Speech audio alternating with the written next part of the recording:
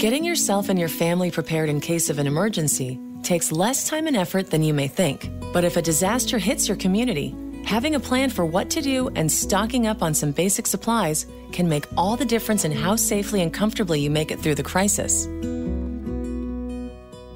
In case of a major emergency, if you call 911, we may not be able to come out as quickly as you'd like us because we're going to be overwhelmed. We're going to have so many different situations at hand. So if you are prepared at home and you have a plan, then you'll be able to cope with it until help arrives.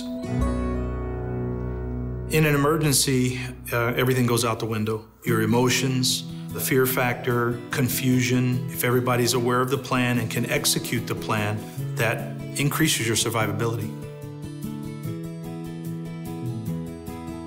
Take a few minutes to check out the tips and tools available on ready.gov that make getting prepared easy. There are a few basics. First, learn about the types of risks that could affect your area. No matter where you live, there is a natural or man-made disaster that could strike without warning. Knowing what to do before, during, and after these types of events ahead of time will help you make an effective plan. Then, take a moment to sit with your family and decide how you will get in contact with each other, where you will go, and what you will do in the event of an emergency.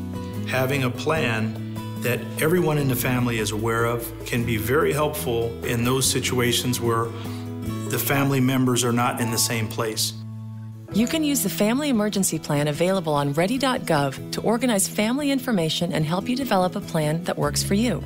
Identify someone locally and someone out of state who will be your contact person in case of an emergency. And learn how to send updates via text messaging to your friends and family. One of the things that we've noticed in the past during major emergencies, both the regular phone lines as well as the cell phone lines were overwhelmed. But people were still able to text message vital pieces of information in terms of location, nature of problem, or just to text to say all is well. Once you've established your plan, print out a list available on ready.gov and start to put together an emergency kit. A standard emergency kit includes water, food, and medicine to sustain all members of your household for at least 3 days. Visit ready.gov for a complete list of suggested items, along with recommendations for how to prepare a family emergency plan. Even if you just add a few items at a time, very quickly you will have a great kit that will ensure you and your family are prepared for an emergency. Also, be sure to keep a copy of the emergency plan together with copies of important documents like birth certificates, insurance policies, and financial forms in your emergency supply kit.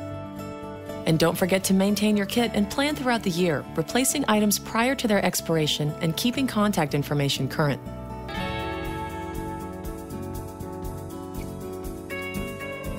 Remember that emergency preparedness is not something you can do once and forget about it. Make sure that you review your kit periodically, you update any medication or food and supplies, and also that you periodically review it with your family. Inquire about emergency plans at places where your family spends time, like work, school, faith organizations, and recreational activities.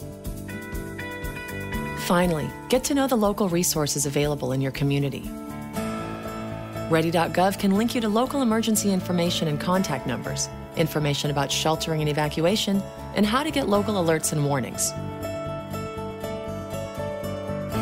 We can't predict where or when the next disaster will happen, but we do know that when the time comes, individuals and families who have taken even a few steps to prepare themselves will feel more confident and secure in their ability to get through it.